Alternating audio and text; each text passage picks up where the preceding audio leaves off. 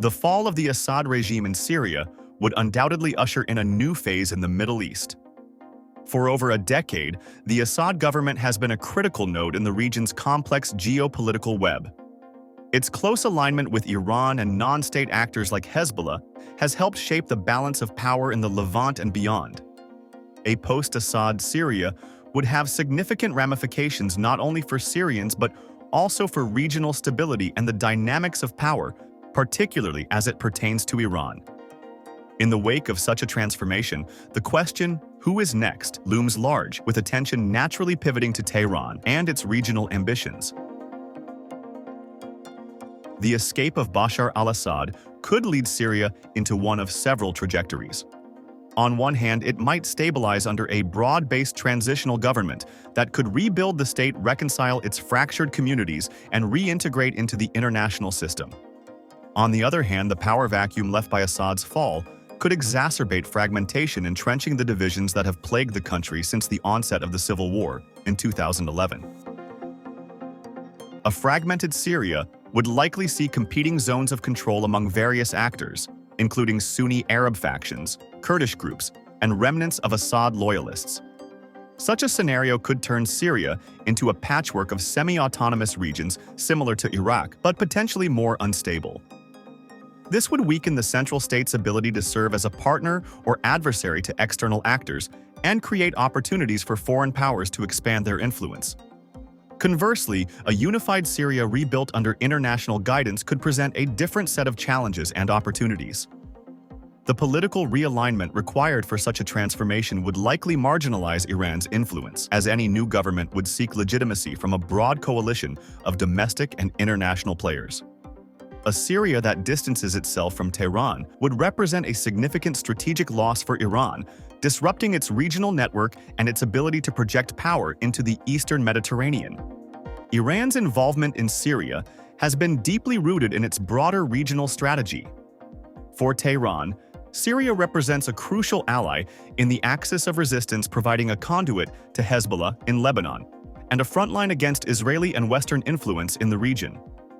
Through its military support for Assad and the deployment of proxy militias, Iran has sought to maintain its foothold in Syria, viewing its presence there as an existential necessity rather than a mere strategic choice. The fall of Assad would directly threaten Iran's regional posture. Without a friendly government in Damascus, Tehran's ability to sustain its supply lines to Hezbollah would be jeopardized. Moreover, Iran's regional rivals, particularly Saudi Arabia and Israel, would see the collapse of the Assad regime as an opportunity to diminish Tehran's influence further. The symbolic and practical implications of such a loss could embolden Iran's adversaries to take more aggressive steps to curtail its regional ambitions. The destabilization of Assad's regime has long been viewed through the lens of a broader regional strategy to counter Iran. In this context, the fall of Assad could set the stage for the next phase of geopolitical competition, with Iran emerging as the primary target. Several factors make this scenario plausible. A post-Assad Syria could accelerate Iran's regional isolation. Without Syria as a strategic partner, Tehran's ability to project power into the Levant would be severely weakened. This would encourage its regional adversaries to press their advantage, whether through military means, economic sanctions, or covert operations. The United States and Israel have consistently viewed Iran as the most significant long-term threat in the region. With Syria removed from Iran's sphere of influence, these actors could focus their efforts on containing Tehran's nuclear program and dismantling its regional network of proxies. The Abraham Accords, which have already aligned several Arab states with Israel against Iran, could serve as a platform for more coordinated action. Saudi Arabia has been a central player in the effort to counter Iranian influence, using its financial resources and political clout to challenge Tehran across the region. In a post-Assad scenario, Riyadh could intensify its efforts potentially through increased support for anti-Iranian factions in Iraq, Lebanon, and Yemen. The Iranian regime faces significant internal challenges, including economic hardships exacerbated by sanctions and widespread public dissatisfaction. The loss of Syria could weaken the regime's ability to rally nationalist sentiment around its regional ambitions, further destabilizing the government internally. The transition to a post-Assad Syria would have profound implications for the Middle East.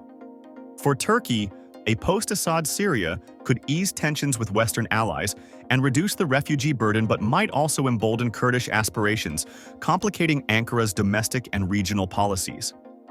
For Israel, the collapse of Assad's regime would likely be seen as a victory, weakening Iran's strategic depth and limiting Hezbollah's operational capacity. However, it could also create new security challenges if extremist groups gain ground in a fragmented Syria. Arab states, particularly Saudi Arabia and the UAE, would likely seek to fill the void left by Iran, providing support for friendly factions and investing in Syria's reconstruction to bring it into their orbit. At the same time, Russia's role in a post-Assad Syria would remain critical. Having invested heavily in propping up the Assad regime, Moscow would seek to protect its strategic and economic interests, potentially acting as a broker in the transition process. Currently, it is impossible to predict what the US will do because Trump already stated that he doesn't want to involve in the Syrian affairs.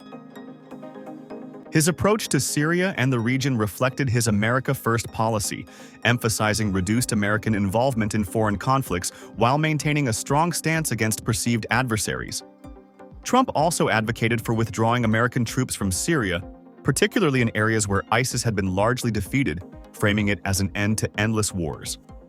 His first administration simultaneously sought to counter Iranian influence in the region, supporting sanctions and targeting Iranian-backed militias in Syria through selective military strikes. Trump also prioritized U.S. alliances with regional actors like Israel and Saudi Arabia, strengthening their positions against Iran, while disengaging from nation-building efforts in Syria. His mixed strategy left the region with reduced U.S. military presence, but heightened economic and political pressures, creating a legacy of contested influence and uncertainty in the post-Assad context. The prospect of a post-Assad Syria represents both a moment of opportunity and a source of uncertainty for the Middle East. But especially for Iran, the fall of Assad would be a strategic setback with far-reaching implications for its regional ambitions. For the broader region, it could serve as a turning point in the ongoing struggle for influence and stability. As the "who is next" question increasingly targets Tehran, the international community must carefully navigate the transition to ensure that it does not inadvertently exacerbate instability or empower new threats. Addressing the challenges and opportunities of a post-Assad Middle East will require a nuanced approach that balances pressure on Iran with efforts to foster inclusive governance and sustainable peace in Syria and beyond.